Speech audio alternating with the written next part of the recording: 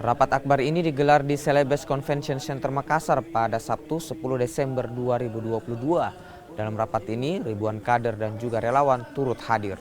Mantan Gubernur DKI Jakarta ini pun memberi apresiasi. Anies mengajak relawan untuk optimis pada pemilu 2024 dan bersama-sama membangun Indonesia dengan memilih jalur perubahan.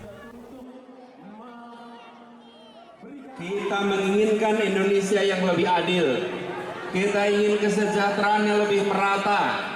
Dan kita ingin perubahan itu dilakukan tahun 2024. Setuju? Tahun 2024 kita punya kesempatan. Saat itu kita berada di dalam persimpangan jalan. Rute baru bisa kita ambil. Kita memilih jalur perubahan. Setuju? Jalur apa?